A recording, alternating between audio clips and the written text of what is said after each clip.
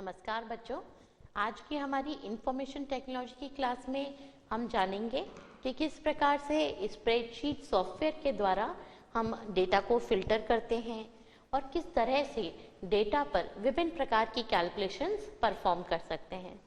जैसा कि अभी तक हमने जाना है कि स्प्रेडशीट सॉफ्टवेयर का जो मेन यूज है कि यहाँ पर आप डेटा पर विभिन्न प्रकार की कैलकुलेशंस, चाहे वो मैथमेटिकल कैलकुलेशंस हो या कुछ अन्य प्रकार की जैसे scientific calculations, statistical calculations, trigonometrical calculations, या आप जैसे डेट्स कुछ एंटर करते हैं उन पर आप कुछ चेक्स लगाना चाहें, उन पर आप कुछ कैलकुलेशंस करना चाहें तो वो आप कर सकते हैं। जो टेक्स्ट यहाँ पर एंटर हुआ है डेटा के रूप में, उस टेक्स्ट पर आप कैलकुलेशंस परफॉर्म कर सकते हैं। इसी प्रकार से आप यहाँ पे अरिथमेटिक के अलावा लॉजिकल कैलकुलेशंस भी परफॉर्म कर सकते हैं। तो वो कैलकुलेशंस आप खुद कर सकते हैं, आप खुद उसके लिए फॉर्मूला लिख सकते हैं, या फिर यहाँ पर अलग अलग प्रकार के जो फॉर्मूलाज होते हैं उनके लिए विभिन्न कैटेगरीज बनी हुई हैं और उनके तहत है विभिन्न फंक्शंस। इन फंक्शंस को आप इसमें इंक्लूड कर सकते हैं, इंसर्ट कर सकते हैं और उन फंक्शंस के द्वारा विभिन्न प्रकार की कैलकुलेशंस करवाई जा सकती हैं। तो स्प्रेडशीट सॉफ्टवेयर का ये यूज तो है ही, साथ ही साथ डेटा को मैनेज करना, डेटा को सॉर्ट करना, फिल्टर करना और उस पर विभिन्न प्रकार के वैलिडेशंस अप्लाई करना कि डेटा इस प्रकार का है, या जब डेटा एंटर हो रहा है तो वो किस तरह का डेटा एक्सेप्ट हो। ये सारी चीज़ें आप स्प्रेडशीट सॉफ्टवेयर के अंदर, एक्सेल के अंदर कर सकते हैं, क्योंकि बेसिकली इसके अंदर हम डेटा भंडारित कर रहे हैं। वैसे डेटा भंडारित करने के लिए डेटाबेस मैनेजमेंट सिस्टम्स होते हैं, लेकिन एक्सेल भी एक बहुत ही इम्पोर्टेंट टूल है डेटा को स्टोर करके रखने के लिए। साथ ही साथ इसमें डेटाबेस मैनेजमेंट सिस्टम्स में आपको विभिन्न टूल्स नहीं मिलते जिनके द्वारा आप डेटा पर कैलकुलेशंस, डेटा पर चार्ट, ग्राफ तैयार करना, डेटा पर वैलिडेशंस अप्लाई करना, डेटा गलत हो तो उसके लिए आपको इनपुट मैसेज, एरर मैसेज दिखाना, काफ़ी सारी चीज़ें हैं जो डेटाबेस मैनेजमेंट सिस्टम में आप नहीं कर सकते, वो यहाँ पर कर सकते हैं, राइट। ये एक ऐसा सॉफ्टवेयर है जिसके अंदर आपके सामने जैसे आप फाइल में डेटा दिखाते हैं, फाइलों में आपका डेटा भंडारित रहता है, तो यहाँ पर भी आप अपना डेटा जो है वो स्टोर करेंगे और साथ ही साथ डेटा पर विभिन्न प्रकार की रिपोर्ट तैयार करना, ग्राफ तैयार करना, ये सारी चीज़ें आप बहुत आसानी से कर सकते हैं, राइट। तो बच्चों, पिछली हमारी कक्षा में हमने जाना था विभिन्न प्रकार से फॉर्मेटिंग कैसे करी जाती है, डेटा को एडिट कैसे किया जाता है, और यहाँ पर आप विभिन्न प्रकार की सीरीज तैयार कर सकते हैं। जैसे हमने 2 नंबर्स लिखे और बस उनको ड्रैग किया तो उसके आगे की जो सीरीज है वो अपने आप आपके सामने यहाँ पर लिखी हुई आ गई। तो कई प्रकार की सीरीज, साथ ही साथ जैसे आपने कोई भी आपकी लिस्ट होती हैं, जैसे मंथ के नेम की लिस्ट है, वीकडेज के नेम हैं, अल्फ़ाबेट्स हैं, ये सब जो है ये आप एक जो टेक्स्ट है, जो लिस्ट का आइटम है, एक एंटर करते हैं और आगे की जो लिस्ट है वो अपने आप जनरेट हो जाती है। तो इस तरह की चीज़ें हमने करके देखी थी और पिछली कक्षा में हमने कंडीशनल फॉर्मेटिंग और साथ ही साथ हमने जाना था कि डेटा को सॉर्ट कर सकते हैं। पूरा जो हमारा डेटा है, जैसे यहाँ पर हमने रोल नंबर, नेम, मार्क्स अलग अलग सब्जेक्ट्स में लिख रखे हैं, ये पूरा डेटा हमने सेलेक्ट कर लिया। सेलेक्ट करने के बाद क्या किया हमने, डेटा पर सॉर्ट जो टूल है वो अप्लाई किया, तो डेटा हमारा सॉर्ट हो गया। हमने कहा डेटा में हमारी जो पहली रो है जो हमने सेलेक्ट की है वो हेडर रो है, तो हेडिंग के बेसिस पर आप सॉर्ट कर सकते हैं। वो आप चुन सकते हैं कि आपको रोल नंबर के बेसिस पर सॉर्टिंग करनी है, असेंडिंग ऑर्डर में करनी है, डिसेंडिंग ऑर्डर में ये करनी है, किस प्रकार से। और अब यहाँ पर हम जो टूल अभी जानने वाले हैं वो है फिल्टर टूल जानेंगे आज हम, और इसके अलावा जो छोटी छोटी कैलकुलेशंस हैं वो करके देखेंगे। कुछ और फॉर्मूलाज हैं उनको हम यहाँ पे ट्राई करके देखेंगे कि इस प्रकार से फॉर्मूला लिखा जाता है, उसमें सेल के नाम की क्या उपयोगिता है, सेल की वैल्यू की क्या उपयोगिता है, ये सारी चीजें आज की कक्षा में जानेंगे। तो चलिए सबसे पहले डेटा को फिल्टर करके देखते हैं।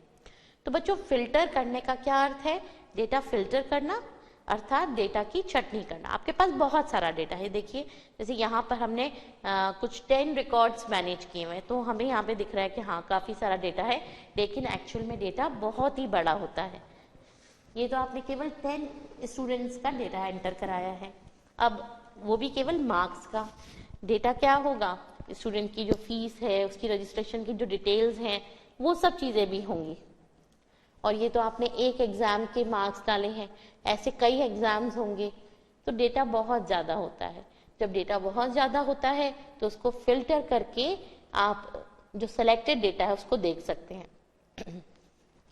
जैसे मान लीजिए ये हमारा डेटा है, अब क्या करना है, हमें डेटा को फिल्टर करना है। मुझे देखना है कि उन स्टूडेंट्स के नाम मुझे चाहिए। मान लीजिए यहाँ पे 100-200 रिकॉर्ड्स हैं और मुझे केवल जो बच्चों ने 90 से ऊपर स्कोर किया है केवल उनके नाम देखने हैं।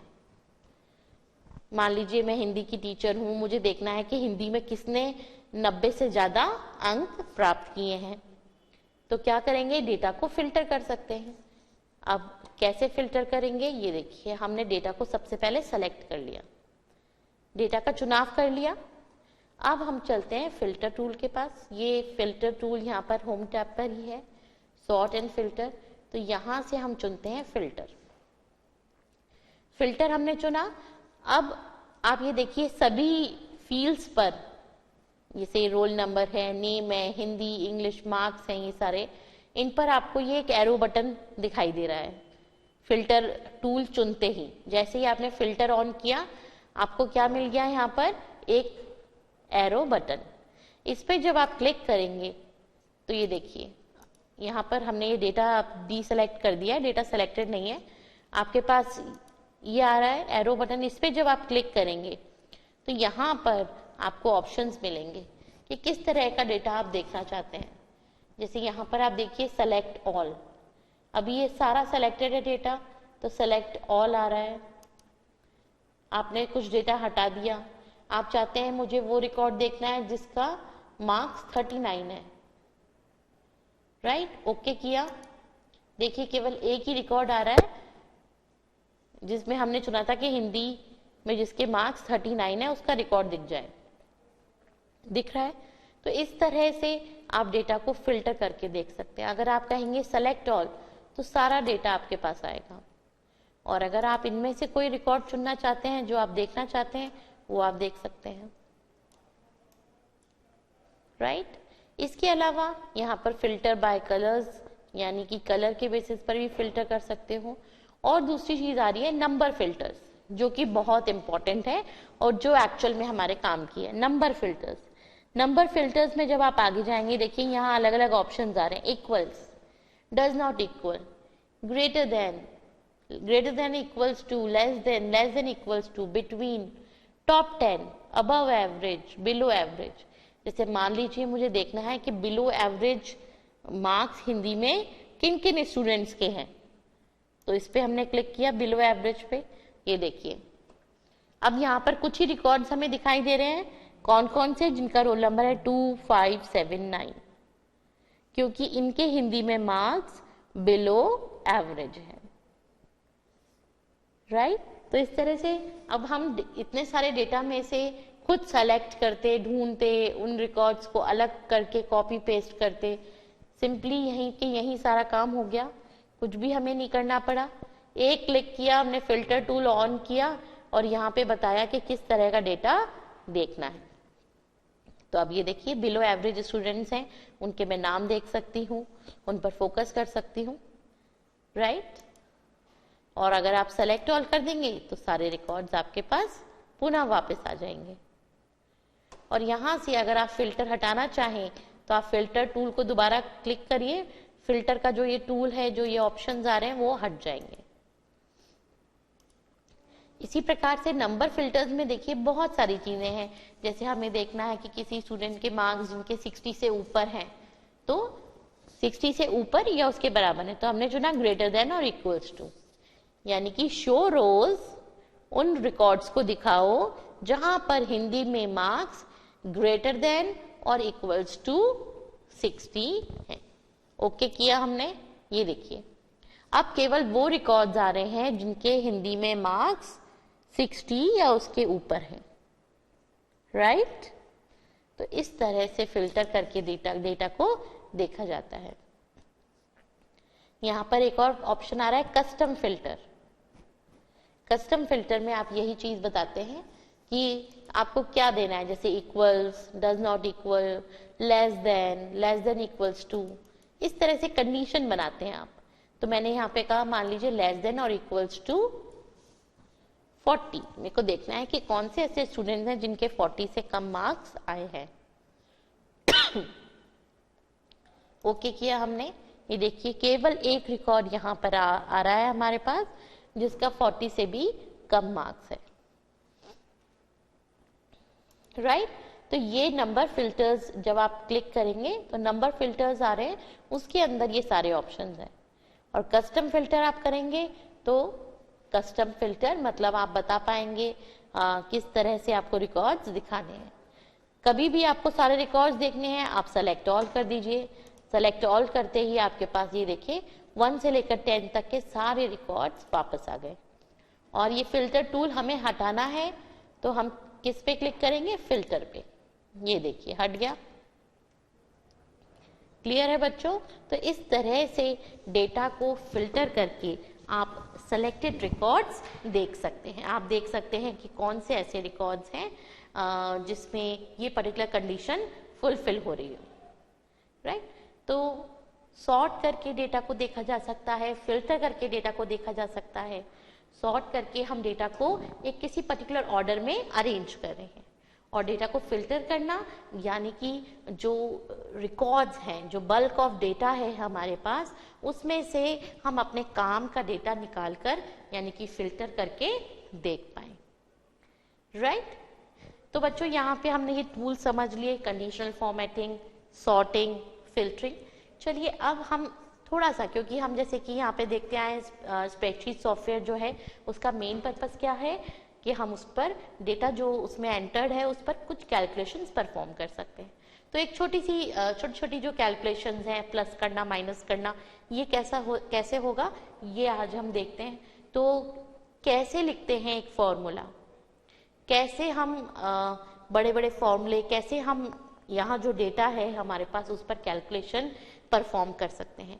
मान लीजिए यहाँ पर मुझे हिंदी, इंग्लिश, मैथ्स, साइंस, इन सब के मार्क्स हमने एंटर करे, तो इसके लिए हमें एक फॉर्मूला लिखना होगा, प्लस का लिखना होगा। सिंपली प्लस करना है, टोटल करना है अगर तो परसेंटेज निकालनी है तो परसेंटेज के हिसाब से फॉर्मूला लिखना होगा।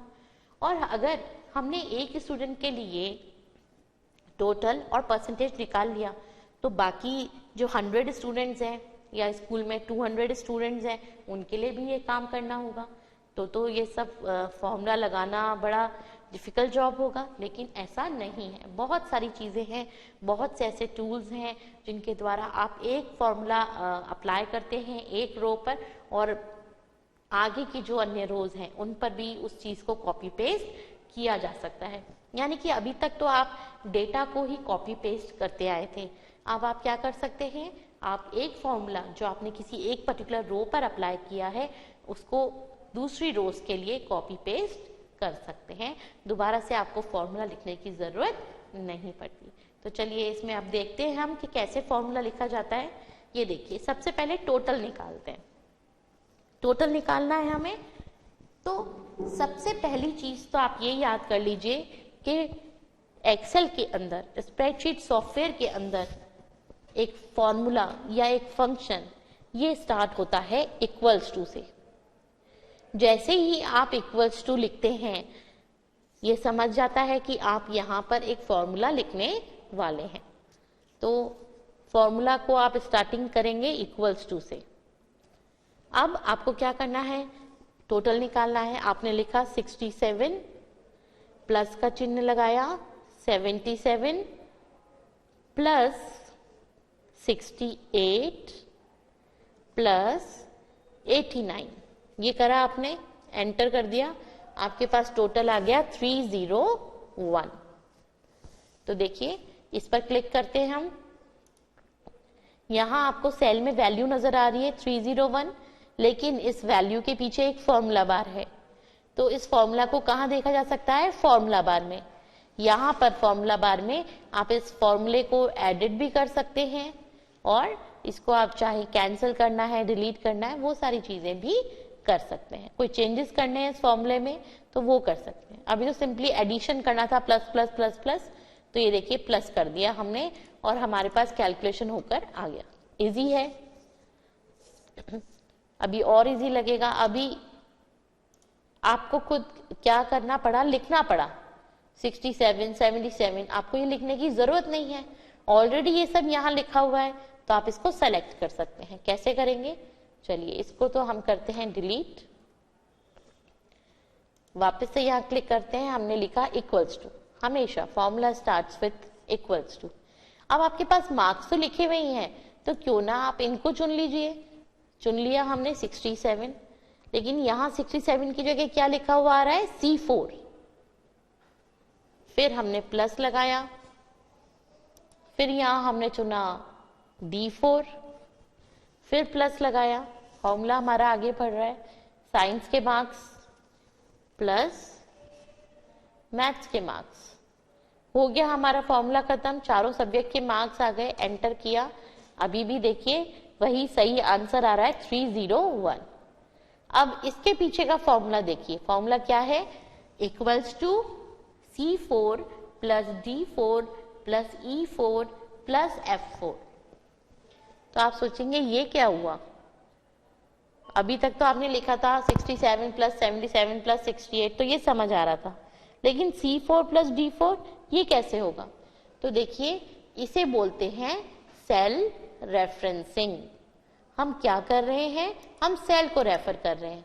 जब हमने लिखा C4 का मतलब होता है ये सेल, ये वाला।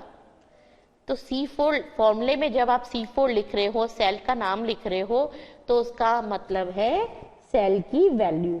आप सेल को रेफर कर रहे हो, उसकी वैल्यू को रेफर कर रहे हो, उसके नाम को कैलकुलेशन में नहीं डाल रहे हो,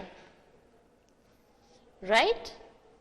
तो यहां पर जो हमने फॉर्मूला लिखा है उसका यही अर्थ है कि C4 सेल में लिखी हुई वैल्यू को जोड़ दिया जाए किसके साथ?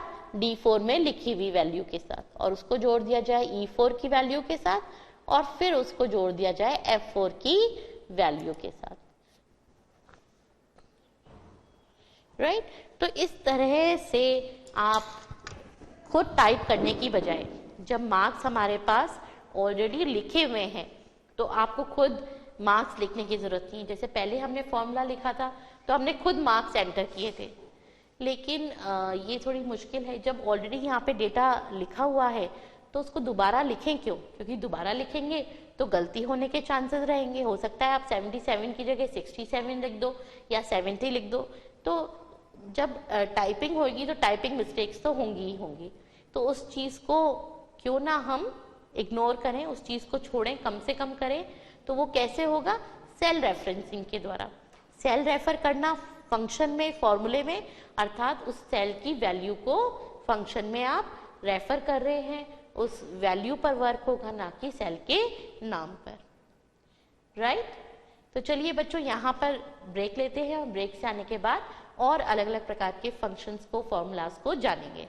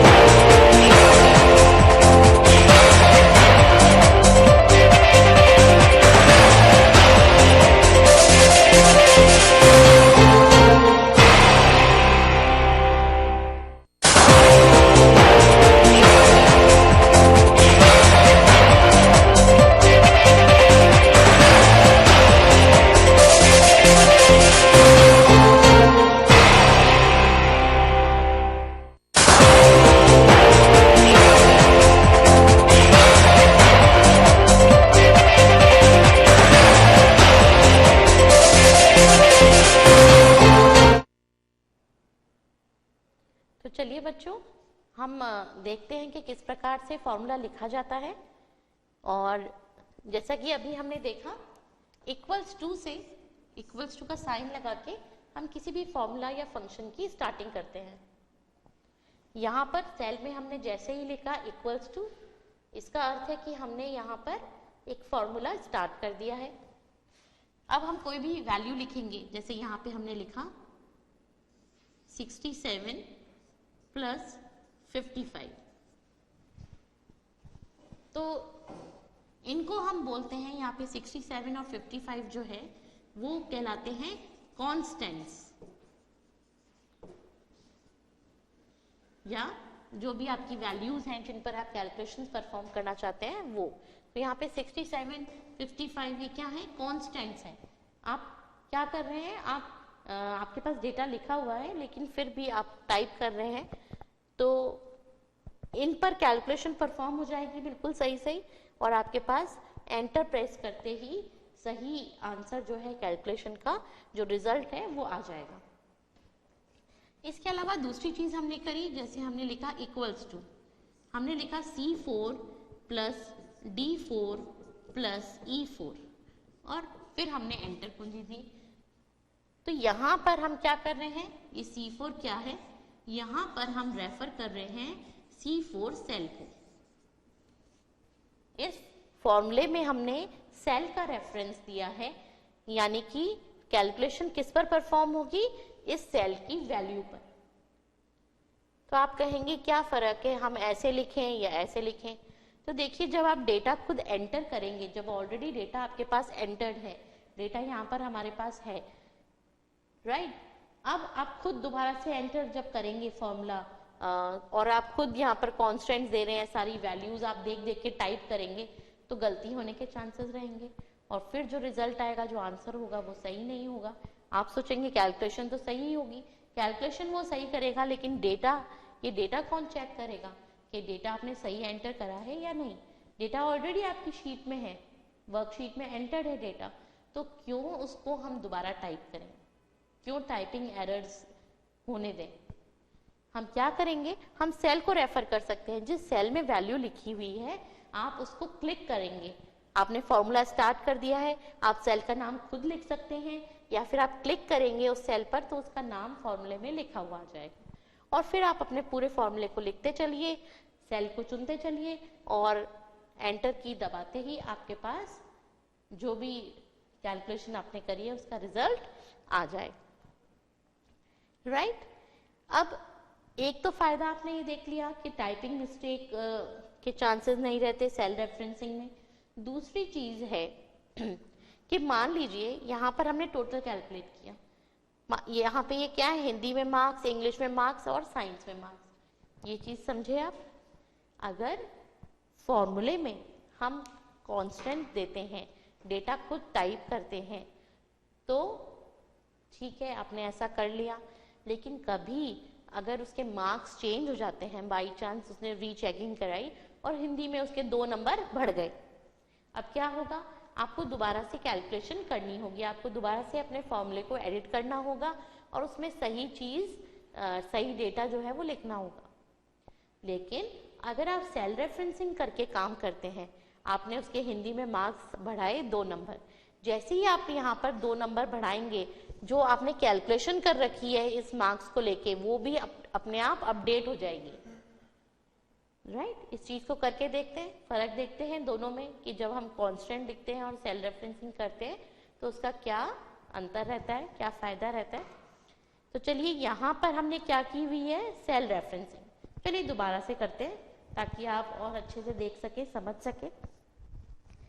फॉर्मूला स्टार्ट करेंगे इक्वल्स टू से।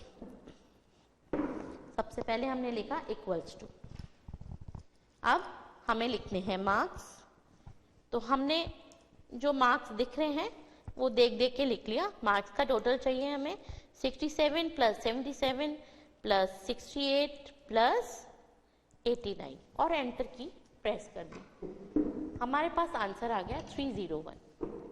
अब दूसरे सेल में हमने लिखा इक्वल्स टू और अब दिया हमने सेल का नाम। तो सेल का नाम दे सकते हैं हम खुद टाइप करके, जैसे हमने लिख दिया 5 प्लस, तो या तो आप खुद लिख दीजिए या फिर आप क्या कर सकते हैं, जैसे यहां पर सेल पर मैंने क्लिक कर दिया 66, तो अपने आप उसका नाम लिखा हुआ आ गया D5, फिर प्लस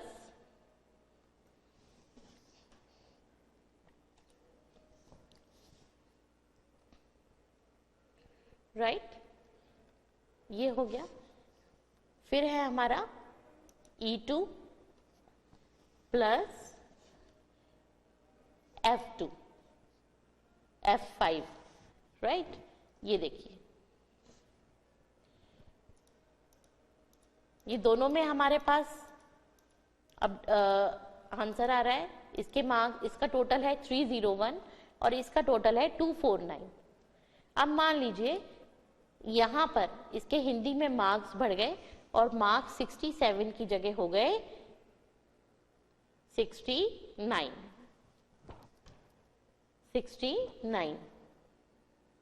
तो क्या हुआ, एंटर हमने किया, कोई चेंज नहीं हुआ, टोटल क्या रहा 301 ही रहा, जबकि उसके मार्क्स पहले थे 67, 2 नंबर बढ़ गए हिंदी में 69, कुछ भी नहीं हुआ। यहाँ पे टोटल जो है उसमें आपने लिखा हुआ है 67, तो वो चीज सेम ही रहेगी, कांस्टेंट ही रहेगा, राइट। चलिए ये जो सेकंड स्टूडेंट है बी नाम का, इसके मार्क्स बढ़ाते हैं हिंदी में। लेट्स से इसके मार्क्स भी बढ़ गए, 45 से हो गए 47। देखिए एंटर करते ही अभी टोटल क्या आ रहा है 249। एंटर नहीं किया है अभी हमने, एंटर करा, अपने आप टोटल जो 249 था पहले, अब क्या हो गया 251, राइट। अपने आप चेंजेस यहां पर रिफ्लेक्ट हो गए। ये क्यों हो रहे हैं, क्योंकि आपने सेल को रेफर किया है, इस सेल को रेफर किया है, इस सेल को और इस सेल को। इन सेल्स की वैल्यू में कभी भी चेंजेस होंगे तो उनके बेसिस पर आपने जो कैलकुलेशन करी है, इन सेल को जहां जहां रेफर किया है उनका आउटपुट, उनका रिजल्ट भी अपडेट हो जाएगा। जैसे मान लीजिए इसके मार्क्स इंग्लिश में कम हो गए, 66 से 60 हो गए, एंटर दबाते ही देखिए इसके मार्क्स यहाँ पर कम हो गए, टोटल जो है 245 हो गया। क्योंकि यहाँ पर हमने क्या किया है, यहाँ पे हमने सेल को चुन रखा है, सेल को रेफर कर रखा है।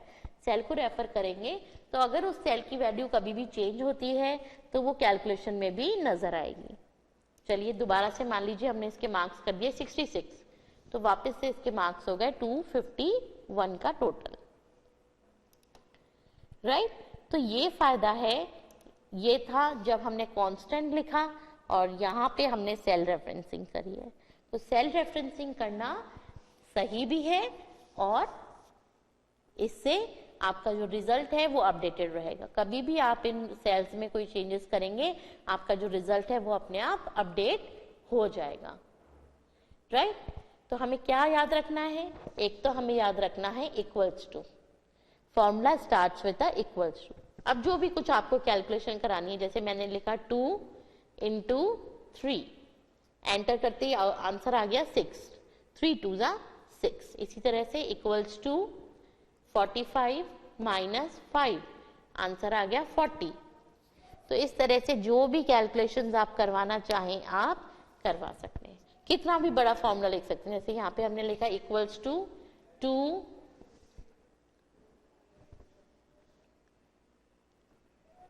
इक्वल्स टू 2 प्लस 5 माइनस 2 या माइनस 1 इंटू 4, एंटर किया, हमारे पास आंसर आ गया 3। तो इस तरह से कितना भी बड़ा या कोई भी तरह का आप फॉर्मूला लिख सकते हैं और कैलकुलेशंस परफॉर्म करा सकते हैं।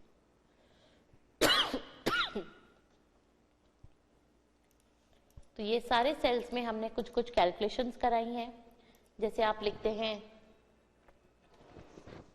4, जैसे हम मान लीजिए कोई एरिया निकाल रहे हैं या कोई सर्किल का एरिया निकाल रहे हैं या रेडियस हम कैलकुलेट कर रहे हैं, कुछ डायमीटर हमारे पास है, किसी भी तरह का फॉर्मूला, किसी भी तरह का कैलकुलेशन हम यहाँ पर करवा सकते हैं। हमने सिंपली लिखा 4 माइनस 2, हमारे पास आंसर आ गया 2। हम ब्रैकेट्स का इस्तेमाल कर सकते हैं, जैसे हमें लगता है कि भाई सबसे पहले इक्वल्स टू, इसे मत भूलिएगा क्योंकि formula starts with equals to sign. हमने लिखा 45 डिवाइडेड बाय 5। अब मान लीजिए इसको हमें इनटू करना है 2 से, तो ये हमने ब्रैकेट में दे दिया।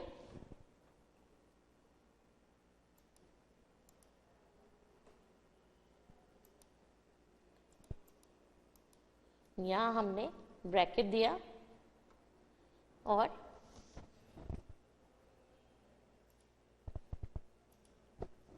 ये देखिए आंसर आ गया 9। फॉर्मूला बार में आप फॉर्मूला देख सकते हैं, उसको एडिट कर सकते हैं। हमने फॉर्मूला लिखा था इक्वल्स टू 45 डिवाइडेड बाय 5, तो आंसर आ गया 9। तो इस तरह से हर छोटी बड़ी कैलकुलेशंस आप यहाँ पर कर सकते हैं। चलिए आगे बढ़ते हैं। इसमें फिलहाल हम ये सारी चीजें हटा रहे हैं, डिलीट कर दिया हमने।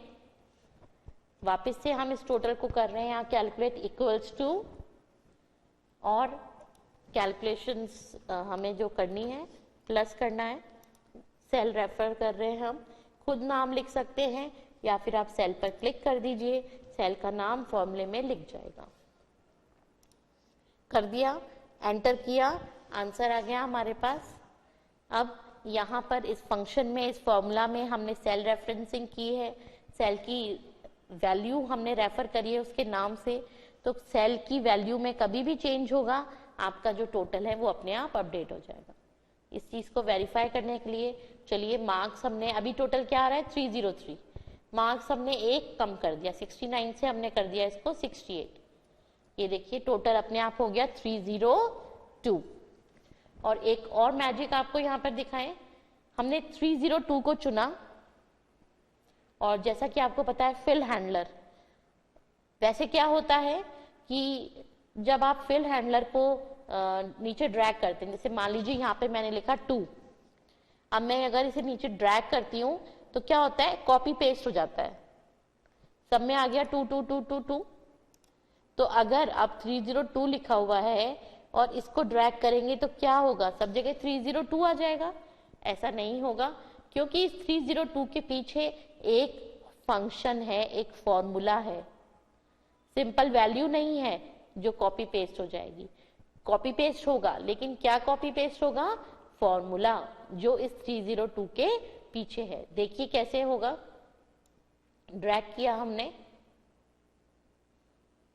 और ड्रैग करते ही हमारे पास सभी स्टूडेंट्स का टोटल यहां आ गया। एक सिंगल ड्रैग से हमने 10 स्टूडेंट्स का टोटल, ग्रैंड टोटल जो है वो निकाल लिया। हमें बार बार फंक्शन नहीं लिखना पड़ा, हमें बार बार फॉर्मूला नहीं लिखना पड़ा, सिंपली हमने क्लिक करके सारी जितने भी स्टूडेंट्स थे आपके पास, चाहे 100 स्टूडेंट्स हो चाहे 200 स्टूडेंट्स हो, आप एक सिंगल क्लिक के साथ सभी का टोटल निकाल सकते हैं। देखिए सभी का टोटल आ रहा है। अब देखें किसी भी फॉर्मूला को, यहाँ पे लिखा हुआ है equals to C5 plus D5 plus E5 plus F5। इसी तरह से जब हम नीचे गए यानी कि नेक्स्ट रो पर गए तो क्या हुआ, ये हो गया C6 plus D6 plus E6 plus F6। क्योंकि हम नीचे जा रहे हैं यानी कि हम रोज चेंज कर रहे हैं, तो सेल में हमने जो रोज रेफर करी है, जैसे इसमें है C5 D5, 5th रो रेफर करी है, तो नीचे सेल हम ड्रैग करेंगे फॉर्मूला को, तो उसका जो रो नंबर है वो अपने आप चेंज हो जाएगा। अगर 5 है तो 6 हो जाएगा, 6 है तो 7 हो जाएगा। और इस तरह से आप देखिए सभी स्टूडेंट्स के लिए हमारे पास टोटल आ गया। अब परसेंटेज भी निकाल लेते हैं फटाफट से। तो फॉर्मूला लिखा इक्वल्स टू, टोटल हमारे पास है, इनटू, अब ये जो मार्क्स है हमारे ये 100 में से हैं हर एक सब्जेक्ट के, तो यहाँ पर हमारे पास है 4 subjects, Hindi, English, science, maths, तो 400 हो गया। 400 डिवाइडेड बाय 100, राइट, एंटर किया और हमारे पास इसको हम